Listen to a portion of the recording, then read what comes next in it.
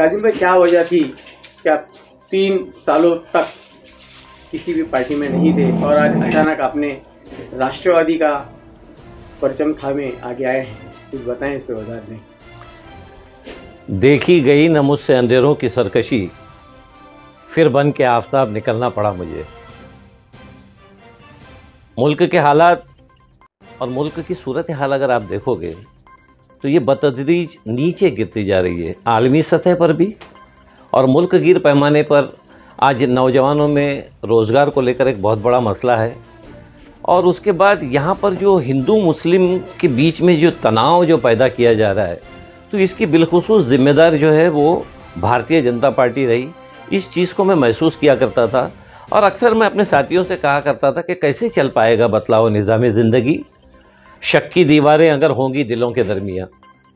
मगर क्या होता गया कि उन्होंने दीवार बनाते गए और दीवार का मामला ऐसा है मेरे भाई कि दीवार में जब दरार पैदा होती है ना तो दीवार गिर जाती है, लेकिन जब दिलों में दरारें पैदा हो जाती है ना तो दीवार खड़ी हो जाती है। और भारतीय जनता पार्टी ने बिलखुसूस हिंदू और मुसलमान के बीच में एक दरार पैदा की, एक दीवार खड़ी कर दी और इस दीवार को गिराना मेरा मकसद है। मैं चाहता हूं कि हम से हिंदुस्तान है, ह से हिंदू है, म से मुसलमान है। तो पहले तो मतलब बहुत ज़ौक़ और शौक़ से आप काम किया करते थे, तो पहले की भारतीय जनता पार्टी में और अब में क्या फ़र्क आपको? पहले की भारतीय जनता पार्टी में राम कापसे साहब के जैसे लोग थे और राम कापसे साहब के बारे में ये बताऊंगा कि जब वो बीमार पड़ गए तो कांग्रेस की 10 साला हुकूमत ने भी जब तक वो जिंदा रहे तब तक वहाँ पर राज्यपाल तक नहीं दिया। ये था राम कापसे का किरदार। पहले हरीशचंद्र पाटिल थे, उसके बाद भाई देसाई थे, दिनेश तावड़े एक मुस्लिम समाज का जाना पहचाना नाम, जो लोगों की चूल्हे के रूम तक आने वाला इंसान, ये ऐसे लोग थे। तो बड़ा अजीब मामला हुआ कि वो लोग चले गए, उन लोगों को किनारा कश कर दिया गया, उनको हटा दिया गया और यहाँ पर व्यापारीकरण हो गया, बिजनेस देखा गया और बिजनेस को तरजीह दी गई। और हिंदू मुस्लिम के झगड़ों के अंदर यहाँ पर मुझे बताइए ना कि तरक्की के नाम पर क्या कल्याण के अंदर तरक्की कुछ नहीं हो सकती थी? क्या कल्याण को सिर्फ ऐतिहासिक शहर माना जाता है, बाकी कुछ नहीं हो सकता इसमें? आज यहाँ पर रेलवे के सफ़र करने वाले कितनी तकालीफ का सामना कर रहे हैं। आज यहाँ पर सेहत का मामला लो तो एक रुक्मणी बाई में मैं जब पेशेंट को लेकर जाता हूँ तो वहाँ से चिट्ठी दी जाती है कि इसको शिवाजी हॉस्पिटल में लेकर जाए, कलवा में। अजीब लगता है कि रुक्मणी बाई जैसे हॉस्पिटल से हमको चिट्ठी मिलती है कि इसको वहाँ पर ले जाया जाए। तो आरोग्य का मसला है, सबसे बड़ा मसला पीने का पानी मैसर नहीं है। आज यहाँ का कालू नदी का और उलास नदी का पानी इसमें अरबी समंदर में गिर रहा है।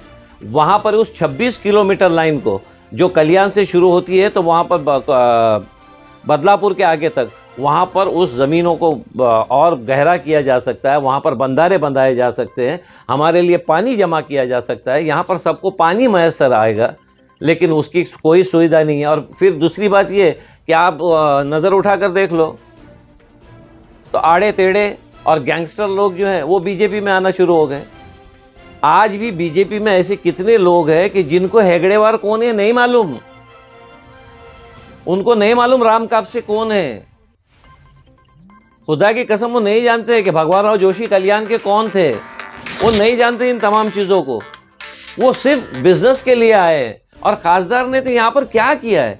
खासदार ने मेरे मुंह पर कहा है, जब मुझे भारतीय जनता पार्टी के महाराष्ट्र सेल से हटाकर कल्याण जिले का जब सेक्रेटरी बना गया तो खासदार ने मेरे सामने ये कहा, मैं इसका चश्मदीद गवाह हूं कि मुस्लिम मोहल्ले में काम करने की जरूरत नहीं हो, हम लोग को वोट नहीं देते। तो कैसे दिल जीतोगे? अरे दिल जीतने का फन तो ये है कि दुश्मन को सबसे पहले राजी किया जाए। अगर आप उनको दुश्मन समझते हो तो मुस्लिम मोहल्ले की हालत तो बेवाओं की तरह कर दी गई। यहाँ के रास्ते देखो, यहाँ पर पीने का पानी अच्छा नहीं है।